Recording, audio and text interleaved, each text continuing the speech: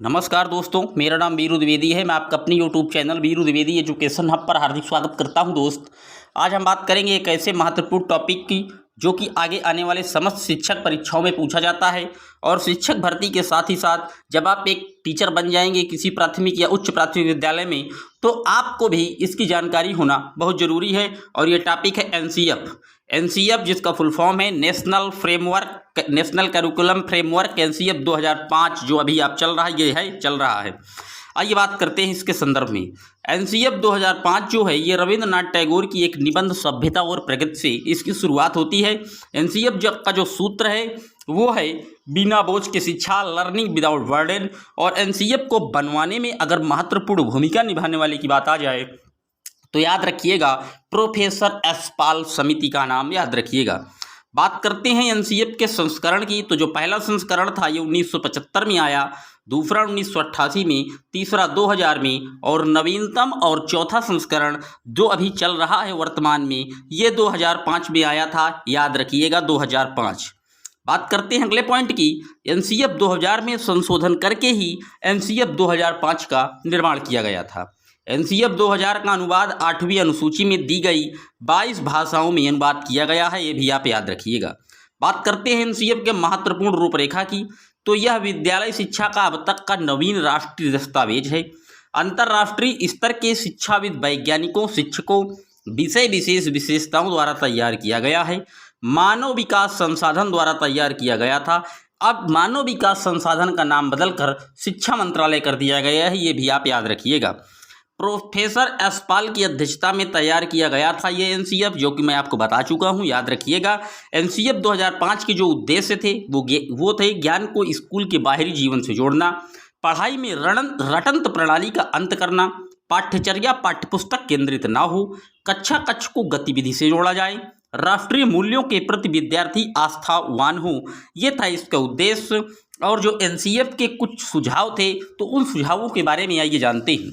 पहला सुझाव था विभिन्न शिक्षण सूत्रों का प्रयोग हो, सूचना को ज्ञान मानने से बचा जाए, पाठी किताबें असफलता का कारण हैं, मोटी किताबें असफलता का क्या है कारण है, बच्चा तर्क वितर्क कर पाने में योग्य हो, मूल्यों को वातावरण प्रदान करके सिखाया जाए, उपदेश देकर नहीं। बात करते हैं अगले पॉइंट की। बच्चा को स्कूल से बाहरी जीवन से तनाव मुक्त वातावरण प्रदान करना चाहिए। अभिभावक को समझाएं कि बच्चे वास्तविक आकांक्षा रखें। कक्षा में शांति नहीं होनी चाहिए, कक्षा जीवंत तो होनी चाहिए। सहगामी क्रियाओं में बच्चों के अभिभावक को भी शामिल किया जाना चाहिए। मानव संसाधन का विकास अवसर देना।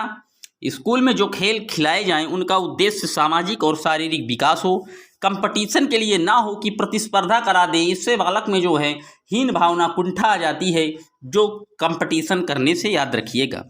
कक्षा 1 एवं 2 के विद्यार्थियों का मूल्यांकन प्रक्षेपण के आधार पर होना चाहिए, ये भी आप याद रखिएगा।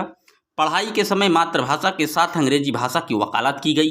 पुस्तकालय में किताबें चुनने का अवसर खुद बच्चे को मिले, ये नहीं कि आप बताइए कि बुक पढ़िए, बच्चे को सेल्फ करिए, वो अपने से सेलेक्ट करे उसे क्या करना है।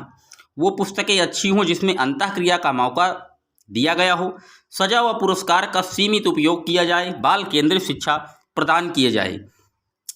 सांस्कृतिक कार्यक्रमों में इंटरटेनमेंट की जगह कल्चरल एक्टिविटी को मौका दिया जाए। सतत मूल्यांकन की प्रक्रिया अध्यापक द्वारा किया जाए। शिक्षकों को अकादमिक पुरस्कार व नवाचार समय पर पहुंचाया जाए। ये एनसीएफ के उद्देश्य थे। अब आइए इसी से रिलेटेड कुछ क्वेश्चन करते हैं। पहला क्वेश्चन है राष्ट्रीय पाठ्यचर्या की रूपरेखा 2005 के मार्गदर्शक सिद्धांतों के विषय में कौन सा कथन सत्य है। तो अभी आप पढ़े हैं कि स्कूल में जो प्राप्त ज्ञान है उसको क्या करें, बाहरी जीवन से जोड़ना चाहिए, तो इसका सी ऑप्शन एकदम सही है। बात करते हैं अगले प्रश्न की। राष्ट्रीय पाठ्यचर्या की रूपरेखा 2005 के अनुसार बाल केंद्रित शिक्षा शास्त्र में को किस प्रकार नियोजित करने की आवश्यकता है।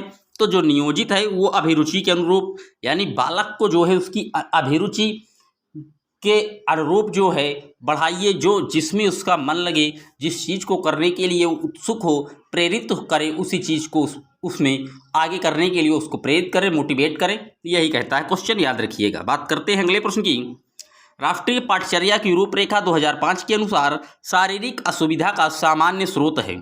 तो जो शारीरिक असुविधा का सामान्य स्रोत है वो है शारीरिक दंड या तकलीफ देह मुद्रा में खड़ा रखना। किसी बालक को आपको दंड नहीं देना। हमारा एनसीएफ सीधे कहता है कि हमें बालक को दंडित करके नहीं सिखाना, बल्कि उसे खेल खेल में एजुकेशन देना है, याद रखिएगा। बात करते हैं अगले प्रश्न की। राष्ट्रीय पाठ्यचर्या की रूपरेखा 2005 के अनुसार कौन सा कथन सत्य नहीं है? तो ये सत्य नहीं है कि बच्चे व्यक्तिगत स्तर पर एक ही तरह से सीखते हैं, बच्चे विभिन्न प्रकार से सीखते हैं, ये आप याद रखिएगा। सी ऑप्शन एकदम सही है।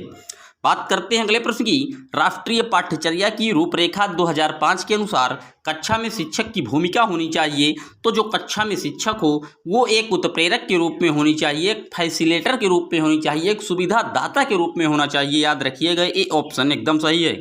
बात करते हैं अगले प्रश्न की। शिक्षक पाठ्यपुस्तक की जानकारी के साथ अन्य संदर्भ जोड़कर डैश डैश को पुष्ट और गहन बना सकता है।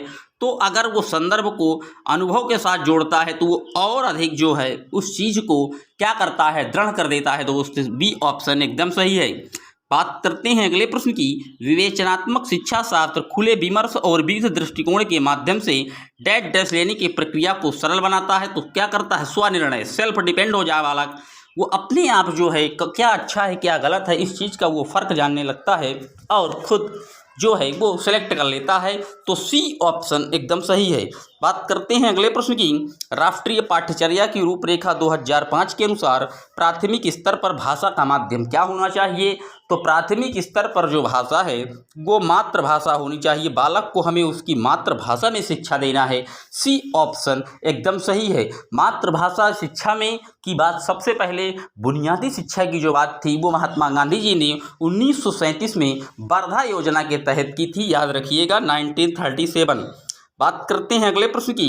राष्ट्रीय पाठ्यचर्या की रूपरेखा 2005 के अनुसार बच्चों के आकलन का सही तरीका क्या है? तो जो बच्चों के आकलन का सही तरीका है वो है दैनिक गतिविधि, मतलब डेली का डेली बेस पर आप चेक करें कि आपने क्या पढ़ाया और बच्चे ने उस चीज़ को कितनी गहराई से ऑब्जर्व किया, उस संदर्भ में आप उससे क्वेश्चन अट्रैक्ट करें और उनका आंसर, ताकि आप जान सकें कि बालक ने क्या सीखा। तो यही जो है बच्चे के आकलन का एक सही तरीका है, जो कि सतत और व्यापक मूल्यांकन भी यही करता है, जो कि CCE कंटिन्यूअस जो है कॉम्प्रिहेंसिव एवेल्युएशंस की बात भी यही है, याद रखिएगा। बात करते हैं अगले प्रश्न की। भीड़ भाड़ वाली कक्षाओं में डैश डैश अध्यापन की बात निरर्थक करना निरर्थक है। कहाँ पर? सृजनशील, डी ऑप्शन एकदम सही है, याद रखिएगा। बात करते हैं अगले प्रश्न की। यदि बच्चे फेल होते हैं तो वे दर्शाते हैं कि क्या है? ये दर्शाते हैं स्कूल की असफलता को, क्योंकि एनसीएफ कहता है कि जब बालक फेल हुआ है तो बालक नहीं फेल हुआ, वहाँ का सिस्टम फेल हुआ है। जिस विद्यालय में उसने शिक्षक को ग्रहण किया है उस विद्यालय के जो अनुशासन है, जो डिसिप्लिन है, जो वहाँ का पढ़ाने का जो कल्चर है, कहीं ना कहीं वो सिस्टम वहाँ का फेल है, बालक फेल नहीं है, इसलिए बी ऑप्शन एकदम सही है। बात करते हैं अगले प्रश्न की। राष्ट्रीय पाठ्यचर्या की रूपरेखा 2005 के अनुसार गणित शिक्षण का लक्ष्य होना चाहिए। तो तार्किक ढंग से सोचना, अमूर्तनों का निर्माण करना, संचालित करने की योग्यता का विकास करना, यानी कि सभी ऑप्शन सही है। तो डी एकदम करेक्ट आंसर है दोस्त, याद रखिएगा। बात करते हैं अगले प्रश्न की। डैश डैश की चिंताओं के प्रति जागरूकता को संपूर्ण स्कूली पाठ्यचर्या में व्यापक होना चाहिए। तो किसको? मातृभाषा के चिंताओं के प्रति जागरूकता को संपूर्ण स्कूली पाठ्यचर्या में व्यापक होना चाहिए। मातृभाषा अगर बच्चे में आप पढ़ा रहे हैं मातृभाषा से, तभी वो समझ पाएगा। अगले प्रश्न पर चलते हैं। कला विषय को स्कूली शिक्षा के किस स्तर पर शामिल किए जाने पर बल देना चाहिए? तो इसको जो है वो प्राथमिक में शामिल करने पर बल देना चाहिए। सबसे ज़्यादा अगर पूछ ले तो प्राथमिक, लेकिन यहाँ सबसे ज़्यादा नहीं पूछा, यहाँ पूछा है बल देना चाहिए। तो तीनों स्तरों पर, पूर्व प्राथमिक, उच्च प्राथमिक, यानी इसका डी ऑप्शन एकदम सही है, डी फॉर डेनमार्क। बात करते हैं आज के अपने अंतिम प्रश्न की।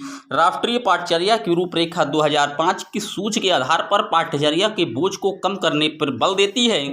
तो ये कहती है शिक्षा बिना बोझ के, अभी मैंने आपको बताया जो ये वाक्य है ये यशपाल समिति का है, जो कि 1992-93 में इस समिति के द्वारा यही कहा गया था कि एजुकेशन विदाउट बर्डन, यानी कि शिक्षा जो है वो बिना बोझ के करना है, बस्ते के वजन को कम करना है, जबकि उसके बोध के स्तर को क्या करना है, इम्प्रूव करना है, नॉलेज को और ज़्यादा फैक्चुअल जानकारी देकर उसको इम्प्रूवमेंट करना है, ताकि वो अच्छे से अच्छे क्रिएटिविटी, थिंकिंग एबिलिटी को डेवलप कर पाए। तो ये था दोस्त आज का एनसीएफ का टॉपिक, जिसको पहले हमने टॉपिक के रूप में क्लियर किया। उसके बाद इससे जो बनने वाले क्वेश्चन बन सकते थे एग्जाम में वो भी हमने जाना। तो ये वीडियो आपको कैसा लगा कमेंट में लिखिएगा। और हाँ, चैनल को सब्सक्राइब करें जितने भी लोग पहली बार विजिट कर रहे हैं, और इस वीडियो को ज़्यादा से ज़्यादा ग्रुपों में शेयर करें इसका लिंक, ताकि और लोग जुड़ सकें। तो फिर मिलते हैं दोस्त अगले वीडियो में, तब तक के लिए जय हिंद जय भारत।